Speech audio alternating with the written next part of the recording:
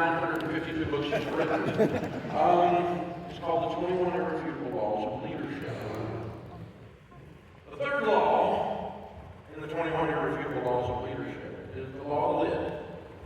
I'm the lid on my organization, meaning I'm the problem and I'm the solution.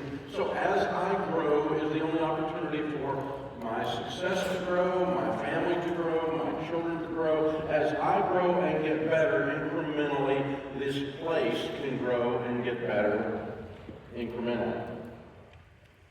That's the only option. Translation. I spent the last 35 years in a state of anxiety.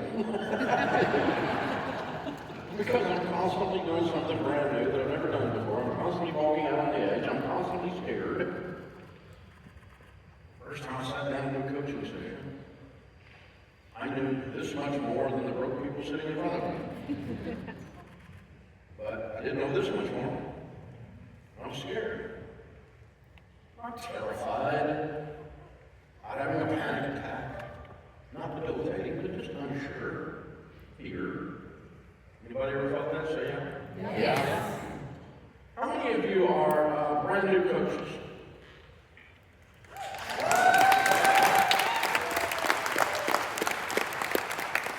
many of you have been coaching 3 years or more? Wow. How many of you have been coaching 5 years or more? Wow.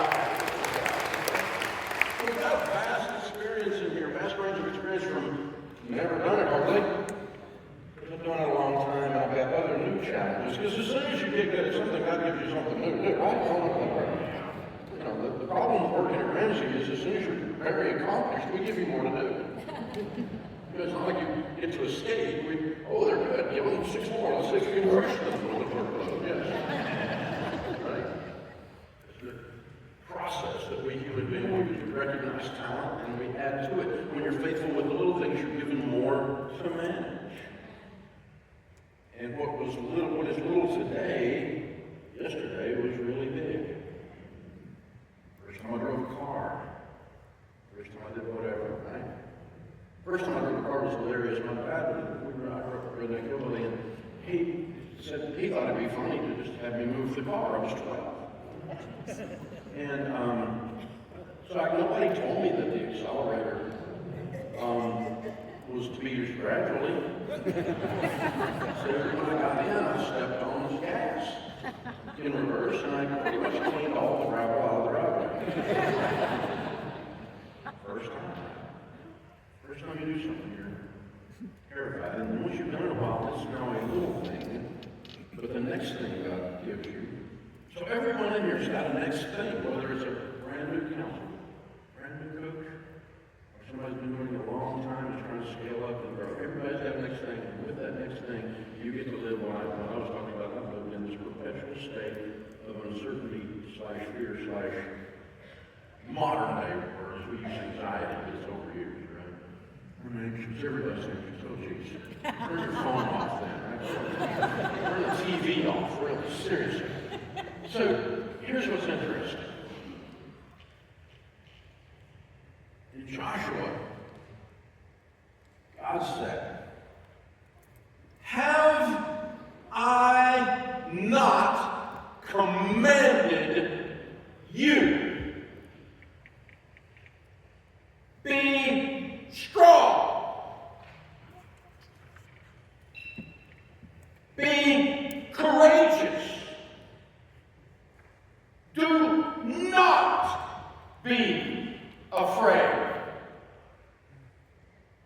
Do not be discouraged. For the Lord your God will be with you wherever you go." Amen. I've been doing this for 35 years. He ain't let me down yet. He's with me wherever I go.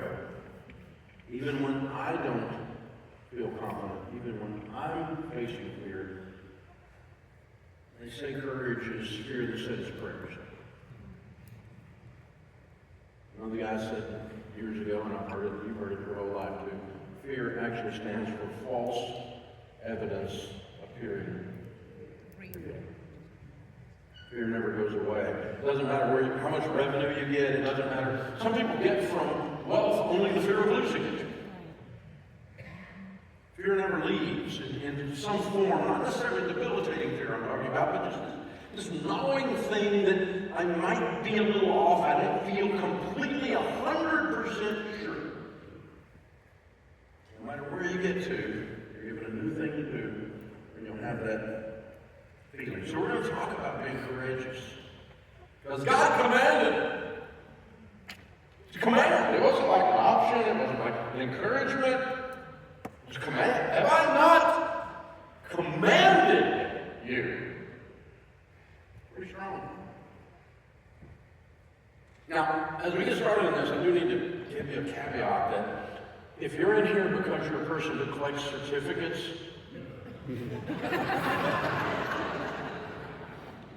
I'm sorry. You got your other certificate, but you ain't gonna make it. What we do is too freaking tough.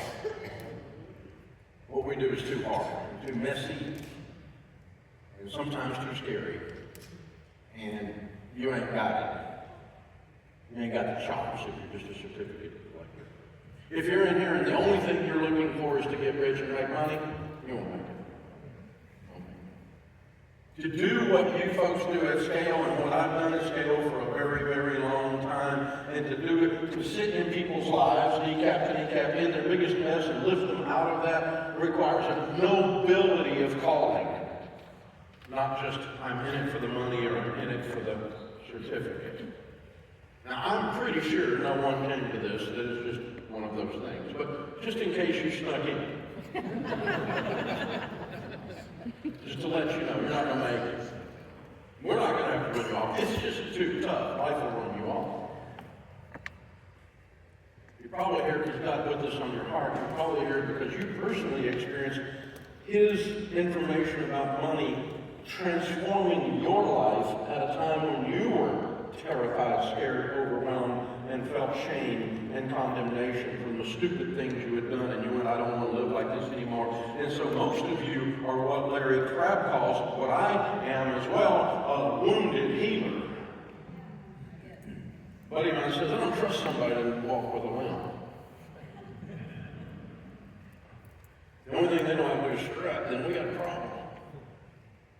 We got a problem. I want the wisdom that comes from the scars on the other side of the table. And most of you are that. Most of you are called to this by something that happened in your life. And God said, I'm going to take that mess and make it fertilizer to grow things. There's 4 opportunities to be courageous in the face of fear. First one is be courageous when facing failure.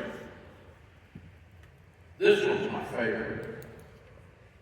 As I've gotten the honor over the years of doing what I do and being in all the different spotlights and television things and all the different things, I've gotten to meet a lot of unbelievably successful people in the political realm, in the sports realm, in the music realm, in the business realm, in the ministry realm, the name of names of names. I've met a whole bunch of them, and I'm still kind of aghast that I get to do that, but I have. And what I find about these unbelievably successful, iconic people is their colossal failure.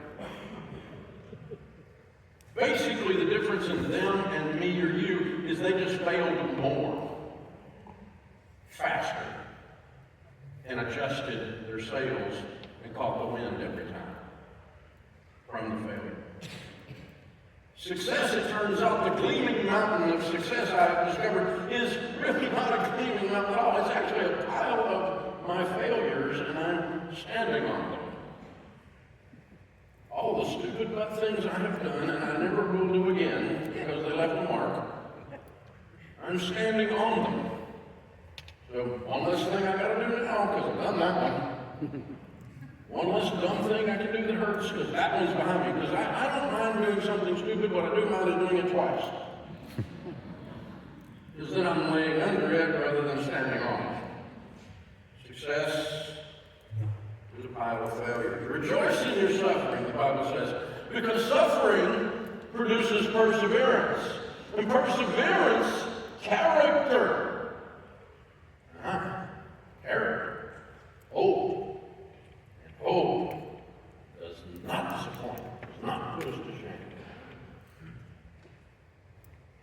Found that 4:30 in the morning, August of 1988, September of 1988, a month later I ended up filing bankruptcy, so I was at the bottom of the bottomless. And I got up at 4:30 in the morning, scared to freaking death with a baby, a toddler, and a scared, terrified wife upstairs, sort of sleeping. And I'm sitting in my recliner going, what? And God says, rejoice in your suffering. And I went, no! I will not!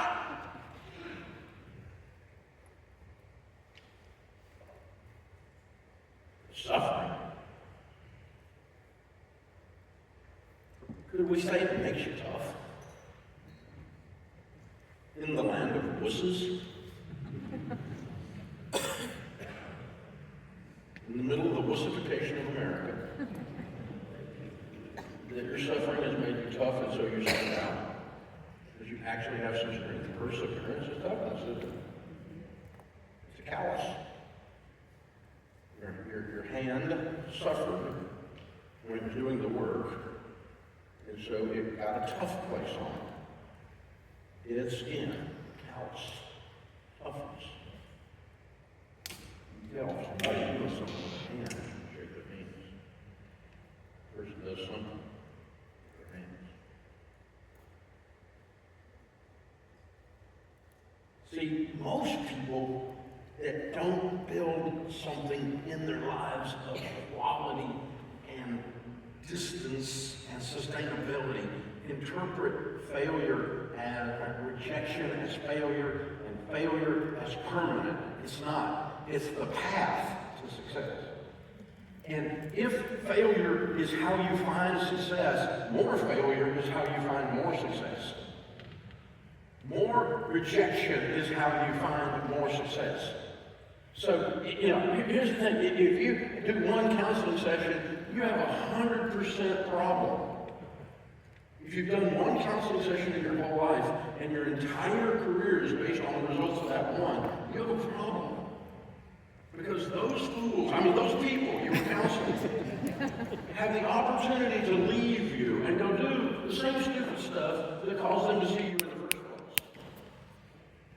They don't have to change because you told them to, or because I told them to. It's the only time I hang up somebody on the radio. 3 times.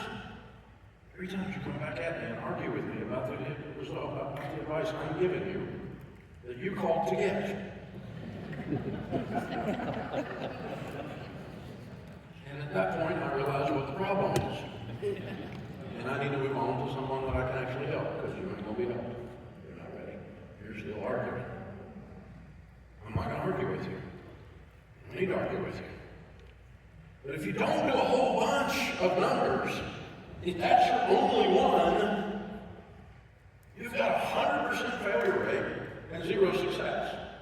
But if you did 100 and you had one that did that, now you've got a 99% success because you had all these failures, or potential for failures. The market need for what we do is huge.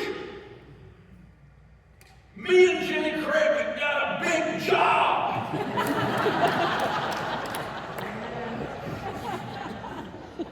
10 million people have used this plan. Anyone that wants to argue with the results of what we teach and what's known as wrong, that's it. I don't care what your opinion is. I'm sorry. I've actually got data called facts. But it comes from a vast amount of rejection, failure, of argument. And in that, we also get a vast amount of lives transformed. But if we only do 2, and one of them didn't make it, you couldn't stand up here with that level of confidence and say, this is it. So when you get a rejection that doesn't disqualify you, you say, oh, may I have another? Thank you, man. I have another. When you have a failure, when you do something wrong, and not vastly wrong, not character wrong, you just make a mistake. I've done 35 years of talk radio, 3 hours a day. I've said some of the dumbest things. We were celebrating my old associate producer, my first associate producer, Phone Screener, who now runs our video division. We were celebrating her up here the other day. For 25 years she's been here. Our first phone screener. Yeah.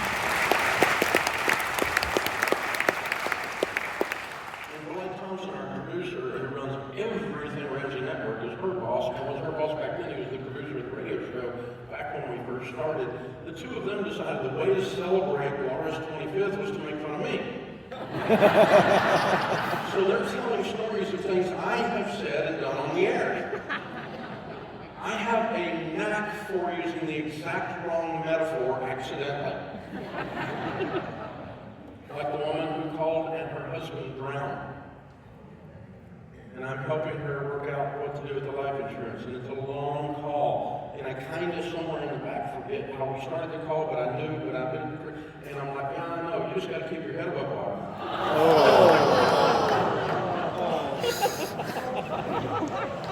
Well, the guy that called and was in a Humvee in Iraq, and they hit a bomb, and he lost his right leg below the knee, and he called, and I said, you just got to get back up on your feet.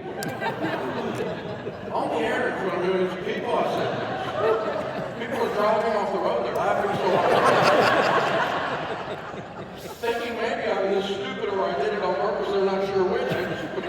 No, I'm telling you, I survived all of this because why? I got up and did it again the next day. Even though I made an absolute damn fool of myself. Just keep going, y'all. Thank you, man. Have another. Thank you. You have options that come to you only through sheer activity. High levels of activity. And sometimes people get paralysis of the analysis, don't they? Ready, aim. Shoot something! Pull the trigger! Hesitation. Get it! Some fear, not just the failing of doing the thing, the first thing, it's like, I've got to take this thing now. I'm really comfortable here. I got to do this next level. I got to level up.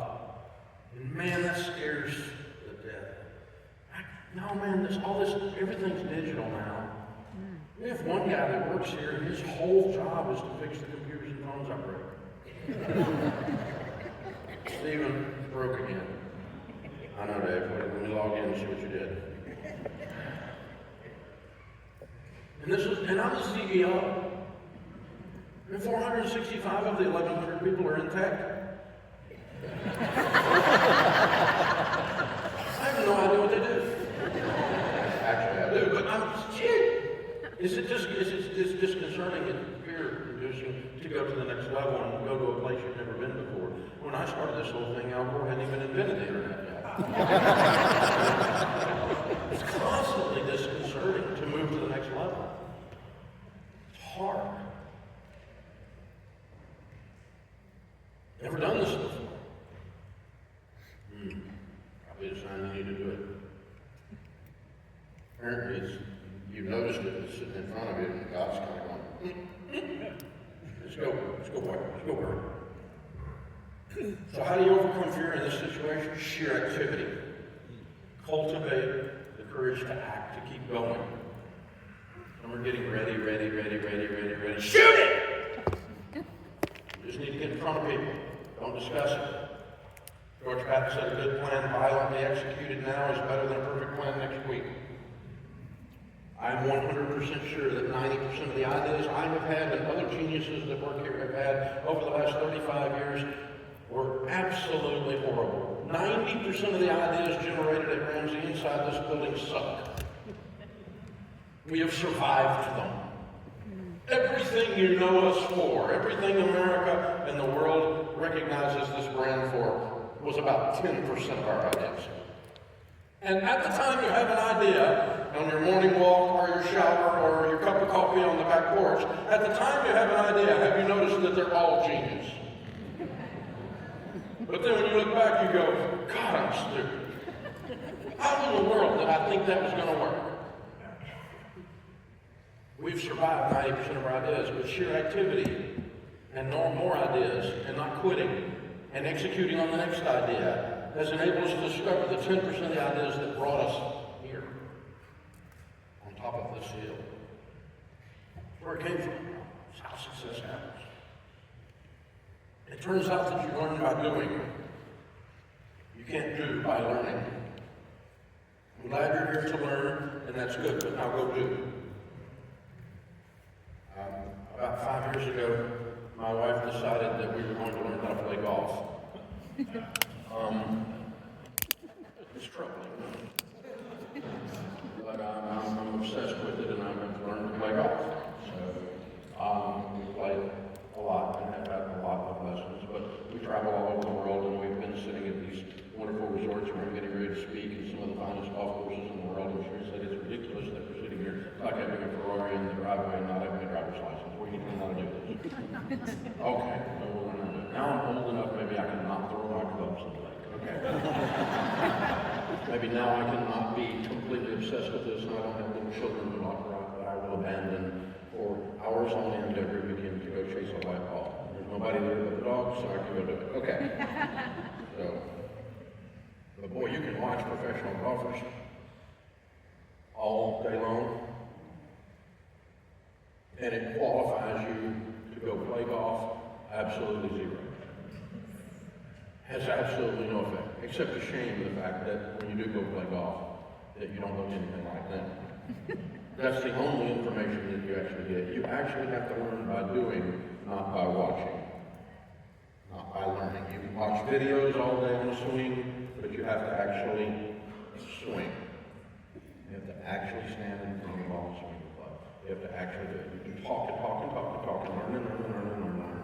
And we pile up degrees. And we've taught everybody in this culture, if anything comes up that's hard or you lose your job, what you need is a new degree. I need to go back to school. No. You need to go back to work. What you need to do. You've got enough freaking degrees. You need to go back to work. You can't win. You can't learn by doing. You have to do by learning. You can't do by learning. You have to learn by doing. But there's anxiety, there's fear. My friend Seth Godin says, I define anxiety as experiencing failure in advance.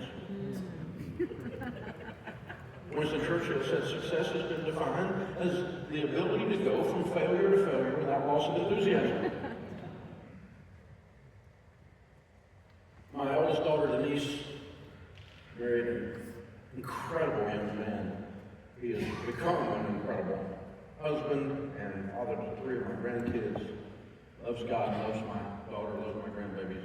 He's so proud that he's part of our family. And he's a world-class athlete. He played quarterback for Kansas. And so took Kansas to the Orange Bowl. And he won't talk about football. He's kind of a quiet person. But anything he asks his body to do, it ridiculously does it. So in any sport, it's just horrible how freaking the nature he is. But yeah, it's just huge. Thank God my grandchildren have some of his DNA. So, otherwise they would get people looped, right? But he does not brag, he doesn't talk, so we can't, the family, he was like a big star. I mean, Kansas never went to bowl games. He took them the first time bowl game in like 20-something years. And they did not box, so he was a scramble quarterback. He just ran for his life the whole time. And so, actually, the other son-in-law, Winston, Rachel's husband, found the Orange Bowl on YouTube in classic ESPN, and we actually all sat and watched it as a family, see what Bill did, because he would never talk about it. So I was over, we became friends with Bill's parents over there in the community here too. His mom was a librarian at the middle school, so Sharon already knew her before we knew Bill. And so we were over at Bill Sr. and Nona, Italian grandmother's house, and so for dinner one night, we're talking, we're all sitting on the patio, kids are inside, and I'm like, all right, Bill, talking to Bill's dad, I said, you got to tell me some stories from Bill. He goes, so this is the best Bill story. So before Bill went to Kansas, he played 2 years in JUCO, junior college, and he was up at Fort Scott, Kansas, in this tiny little college up there, and he was playing JUCO, and they had brought him from another junior college, in there, and he was all over the newspaper. Big star coming to town. He had been Mr. Football here in Brentwood. He was all state and everything. Big star coming to town to save this tiny little college football program that really didn't even exist. And so it's like they're going to have a parade for him. I mean, it was a big deal that Bill was coming. This is his dad telling him, and they don't brag. So it probably was. I've been to Fort Scott. It probably was. So, and so, true story. First game of the season, the big star that's coming to town to save everything in football comes out, they receive the ball, he's going on first play of the game, his offense, he gets the ball. Takes the snap, back 3 steps, throws, interception, pick 6, the guy runs for a touchdown. His first act as savior is to score a touchdown for the other team. Well, quarterbacks are head cases a lot of times, so he goes to the sideline, his head's down, coach is like, okay, Bill, get it up, chin up, buddy, because we're going to get the ball right back. They kick off to us after a touchdown, so here we go. You're going to do this again. I kid you not, his dad is telling me this. He steps out there, 3 steps back, throws another interception, another pick 6. There's a minute 16 off the clock, they're down 14-0. Well, you know he's losing his mind, right? And so he goes to the sideline, and the coach comes over and says, hey, Bill, here's what I want you to do. He's like, yeah, coach, yeah, whatever, I'll do anything now. He's completely humbled now, right? Big star has crashed to earth. Right? Here's what I want you to do, Bill. We're going to get the ball back, yeah? He goes, so you're going right back out there, yes, sir, I know. So here's what I want you to do. I want you to take the snap. I want you to take 3 steps back. I want you to find one of their players, and I want you to throw him the ball. I want you to do it in stride so he can score again. That way you'll break my personal record, because I've already done what you've done so far. And Bill started laughing, and he goes, no, you didn't go. He goes, I didn't. I did exactly what you just did, but I only did 2. I want you to do 3 so we can get off. Bill's laughing, he goes back in, throws a couple passes, scores a touchdown. 3 plays later, when they get the ball back, he runs for a touchdown. They whip him and win. But if we fail, if every time we throw an interception, if we have failure, we quit. What if every time a quarterback playing football throws an interception, they quit? We'd have no quarterbacks. And we measure ourselves against the standard of perfection, of never failing. Instead of seeing failure what it is, it's the path to success. It is the gleaming mountain of success, a pile of failures. A pile of interceptions makes a Tom Brady or a Peyton Manning. Or a Bill Windham. Jesus said, I come that they may have life and have it abundantly. The great philosopher Ferris Bueller said, life moves pretty fast. You don't stop and look around once in a while. You good?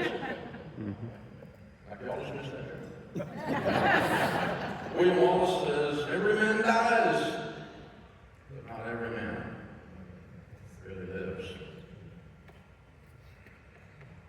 The English teacher in the Dead Poets Society, played by the wonderful Robin Williams, taught the boys in the Dead Poets Society to say, Carpe diem, seize the day. Say it. Say, seize the day. Seize the day. Oh, come on, say it. Seize the day. That's what you got. That's it. Because there's only one day right there. You better go get it. You're going to get something out of it. Have I not commanded you? Be strong. Courageous. Second thing we got to be courageous about is self-doubt. For God has not given us a spirit of fear, but of power and of love. Love, self-control,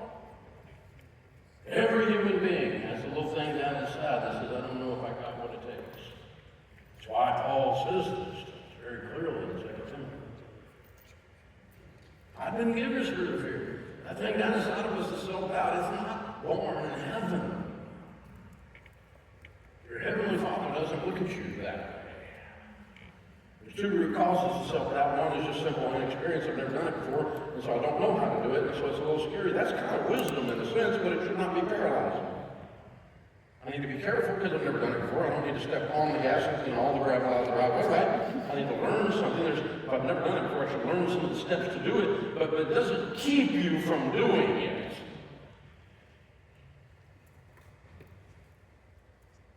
When I first got married, my wife married a beer-drinking, redneck, hillbilly, hell-raising character. I found God about 2 years later, and we've been married now our 43rd year. The other day, she celebrated 42 years.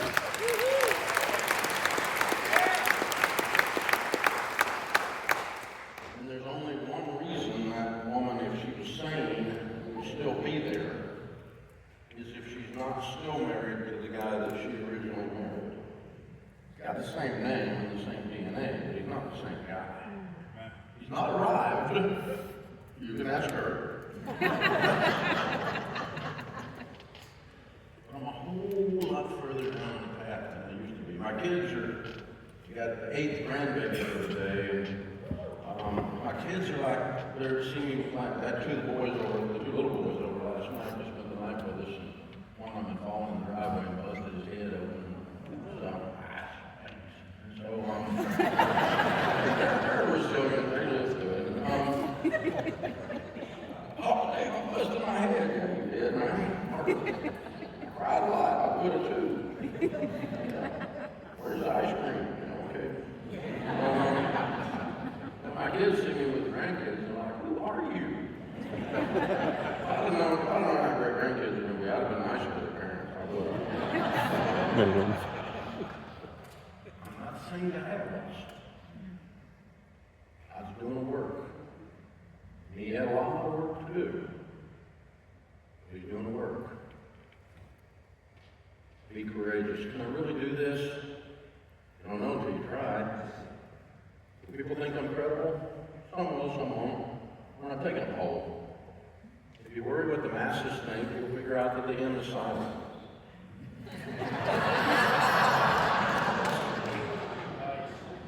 Second cause of believing you don't have what it takes is what we call the imposter syndrome, right? This fear of I'm a hypocrite. I don't deserve it. One of the reasons I say better than I deserve. I am better than I deserve. I mean, I work really hard, I'm really smart to help a lot of people, but I'm still way better than I deserve. I'm no me. This is awesome. Wow. Imposter syndrome is real. You wonder, should I really be sitting here daring to give advice to someone else, and all you've got to do is be 3 steps ahead of them in their journey to be able to help them to get to the 3 steps you are. You don't have to have all the answers. I tell our personalities all the time, and from the very first day one of them comes on board, one of the things you have to learn to say from stage during a Q&A, or on the radio for sure, on the podcast for sure, as a question comes in, you need to be able to be comfortable enough in your own skin to say, I don't know. Because if you know everything, we can't help you. Your pride comes right before the fall. You're getting ready to learn something if you know everything. It's going to hurt. Even when you got the chops, imposter syndrome can creep in. Is this real? Is this going to continue? Whatever. Because we have this thing, if something's going good, why should it keep going good? It should go bad. There's something negative inside of every one of us, and it's this fear, anxiety, the devil sitting on the shoulder of Fred Flintstone in the cartoon, right? Felt that big time. We went bankrupt and starting to coach people with this material at my church on a volunteer basis, and my pastor kept coming, my associate pastor, kept coming in and said, you need to write a book. And I'm like, I don't need to write a book. You should talk to my English teacher. Freshman English in college, she sent the first paper back. It was all red. She slit her wrist and bled all over it. No, I don't need to write a book. Christianity needs to hear your story. And I went, Christianity's got a lot to get out of that book. Christianity needs another get out of that book like Oprah needs another diet book. No, thank you. You need to write a book. Anyway, long story short, I sat down and started writing a book in the middle of the night. I was working a job and I printed it out, and it was like this thick after 6 months. And my book is a template. So I went in and changed the font, and now it's this thick.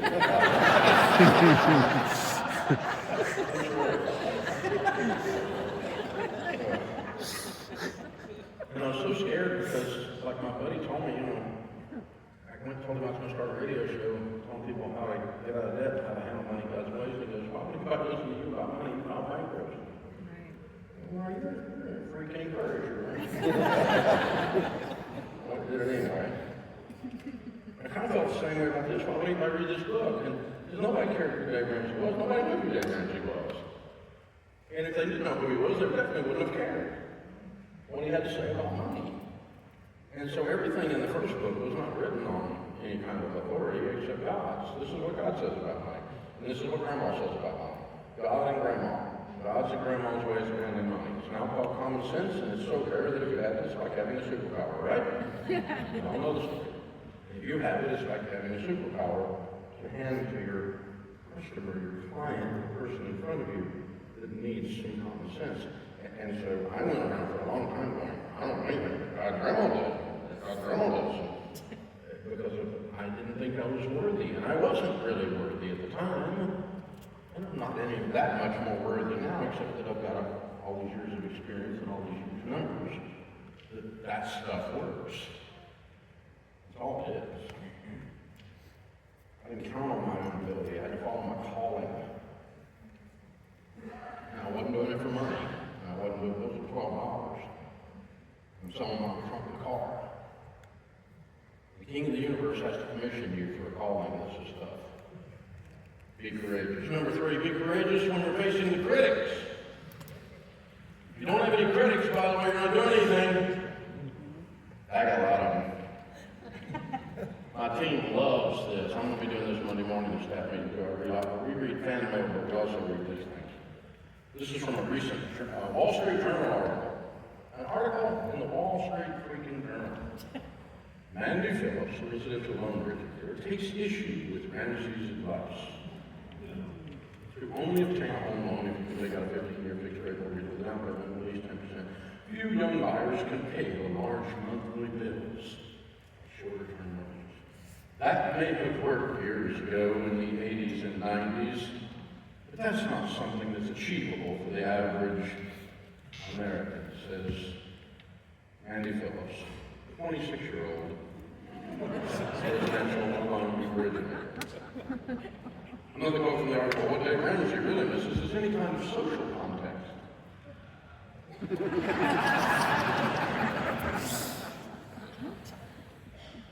Says Morgan Sam, who runs a resume advice company in Columbus, Ohio, and has shared her feelings about Ramsey on TikTok.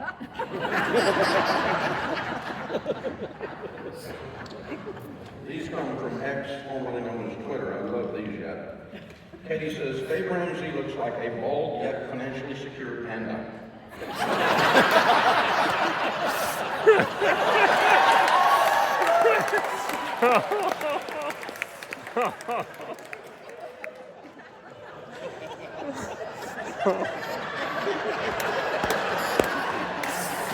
Oh, it's funny, it's just true.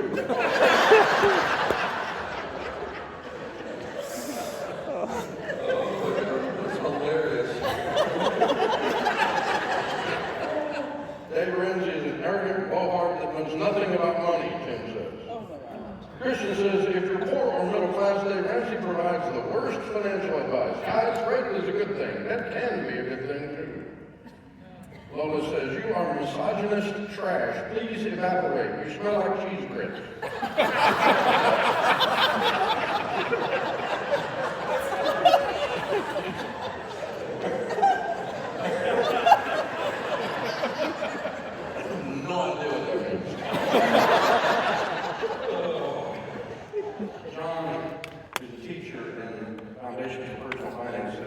Students going through the curriculum said, You know that Dave Ramsey wears the same thing in every video. You'd think he could afford more than one shirt.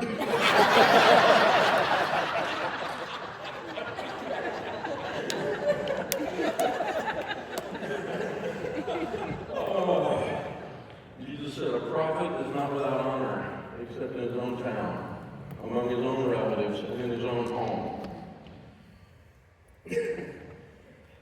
Even the people that are supposed to love you in your life that don't understand because of their worldview or their perception on things can say some really ridiculous things. My grandpa, one of my heroes in life, Grandpa Ramsey, he had a small business in the 20s, and he was 23 years old, 24 years old, just got married, and the stock market crashed, and he lost the business. And they were living in just outside Maryville, if you're Yankee, it was in Myrtle, Tennessee, where I was born, and right next door to Myrtle is Alcoa, Tennessee, named after Alcoa. The company has a huge plant there, employs about 4,000 people, and at that time it wasn't 4,000, but it was the biggest employer in the area. He was able to get on as an accountant, and he worked there 38 years before he retired. And when he retired, he was head cost accountant for that branch of Alcoa. He stayed one job 38 years. Never complained. That generation didn't. He always wanted to do some of the things that being burned in his 20s, he couldn't do risk, and for sure my grandmother couldn't do risk. And my grandmother was real proud because she was a teacher, he was an accountant, and they kept their jobs for 38 years, and they worked one thing, and they were very steady, very predictable, wonderful people. But they did not understand entrepreneurial anything because of their history. And so literally, the day that I got the word that the Financial Peace Book, that was the later versions of that one, had sold my first time I'd ever sold 1 million copies of a book. I get the email, we just broke 1 million sales, lifetime on Financial Peace. That day, my grandmother called me and said, honey, I'm really worried about you. Would you just please get a real job?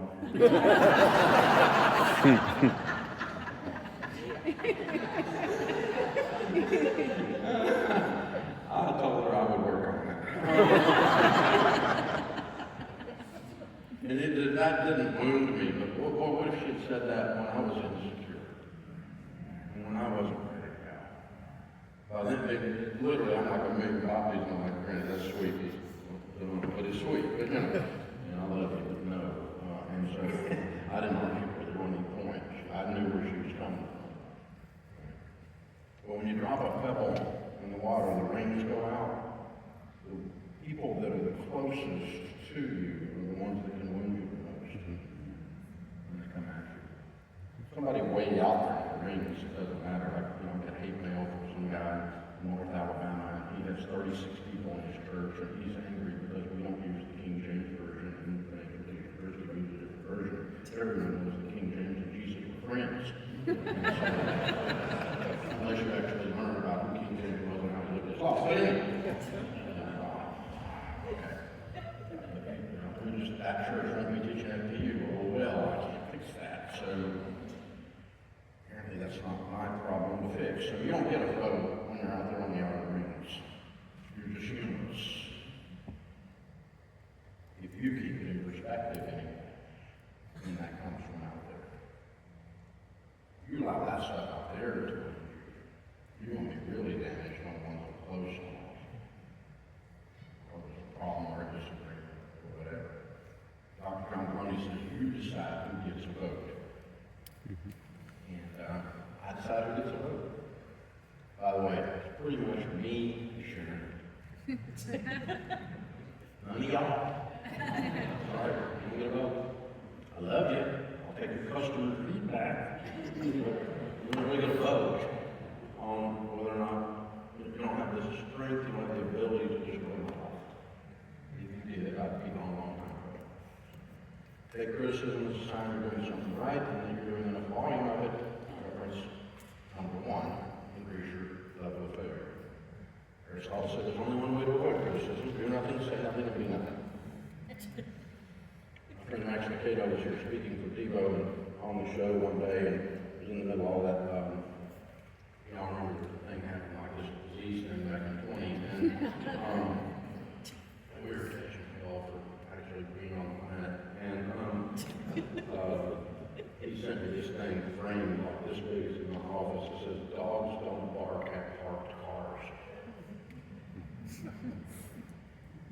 If you're doing something, expect criticism. Only one way to do it. Say nothing, do nothing, and be nothing. It's not an option for anybody that's in this room. Number 4, be courageous when facing the unknown. It is normal to have trepidation when facing new challenges and doing things you've never done before. Some of you are just starting, some of you are being called by God to level up to another level, and it's new, it's different, you've never done it before. Expect trepidation. Actually, some level of trepidation is reasonable, but enough trepidation to freeze you is not reasonable. That's not okay. Again, in Joshua, the people of Israel had been wandering in the desert for 40 years. Moses has passed away. The spies have come back and reported. And Joshua says, we're going to go take the land. God says to go take the land. In order to go take the land, they have to cross the Jordan. The Jordan in that season was a flood state. So you just walk into that and drown? Obviously not. So when the people broke camp to cross the Jordan, the priests carried the Ark of the Covenant ahead of them. Now the Jordan is in flood stage all during harvest. Yet, as soon as the priest who carried the ark reached the Jordan, they didn't stop. Their feet stepped into the water's edge. The water upstream stopped flowing. It piled up in a heap a great distance away at a town called Adam in the vicinity of Zarephath, while water flowing down to the Dead Sea was completely cut off. So the people crossed over opposite Jericho. The priests who carried the Ark of the Covenant of the Lord stopped in the middle of the Jordan, stood on dry ground while all Israel passed by until the whole nation had completed the crossing on dry ground. Most estimates are 1.2 million people went across. Water didn't stop until they stepped.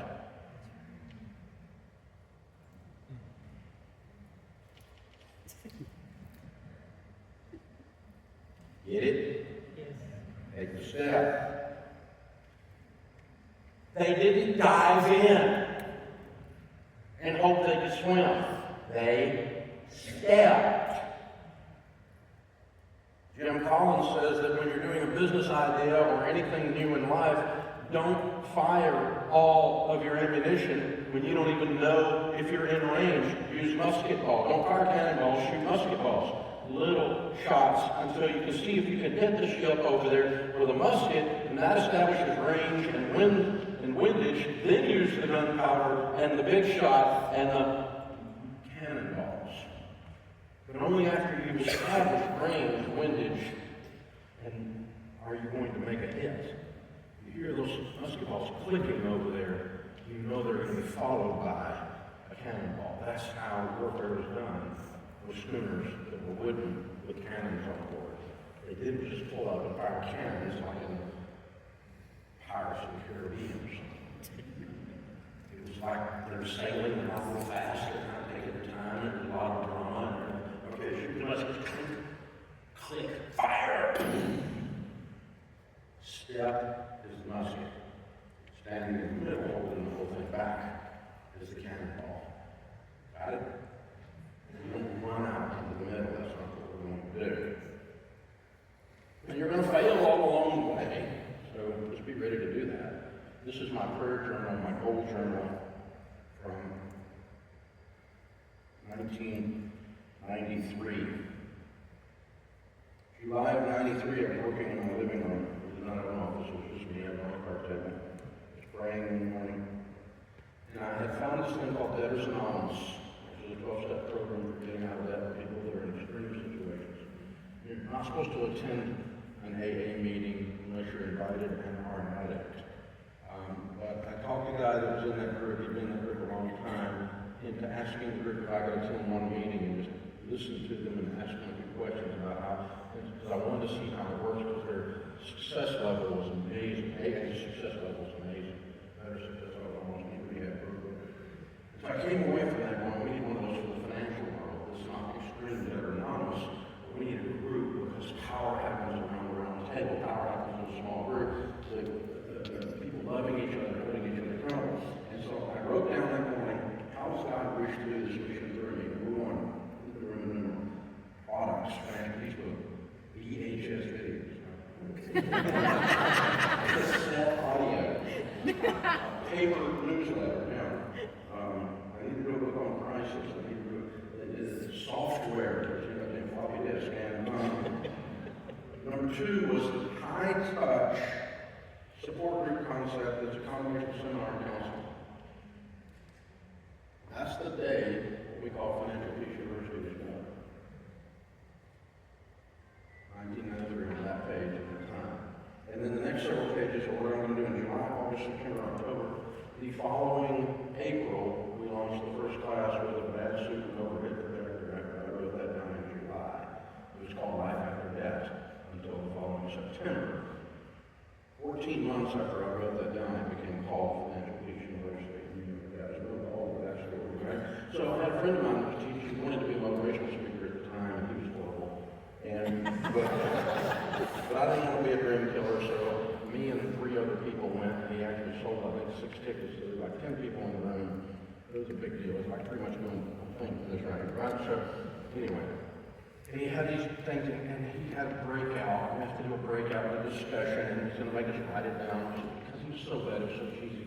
But he had these little things of 3-year strategic plans. Okay, well, I really thought, okay, let's do this. I'm sitting here, I don't want to use the time. What do I want to do in the next 3 years? So I want the radio show in 150 cities. I want Financial Peace University in, I want the radio show in 25 cities. Thank you. I want to sell 50,000 Financial Peace books. And I want Financial Peace University in 5 cities. At the time, the radio show was not in 25 cities, it was in 1. At the time, we had not sold 50,000 Financial Peace books, we sold 20,000. At the time, radio show, Financial Peace University was not in 5 cities, it was in 1. Me teaching it over there, okay? At the end of that year, the radio show was not in 25 cities, it was in 2. At the end of that year, we had not sold 50,000 Financial Peace books, we sold 40,000. And at the end of that year, Financial Peace University was not in 5 cities, it was in 2. We failed. The second thing I wrote down was the following year, I want the radio show in 75 cities, I want to sell 200,000 Financial Peace books, and I want FPU in 25 cities. The radio show at the end of that year was not in 75 cities, it was in 14. We had not sold 200,000 Financial Peace books, we sold 110,000. And FPU was not in 25 cities, it was in 5.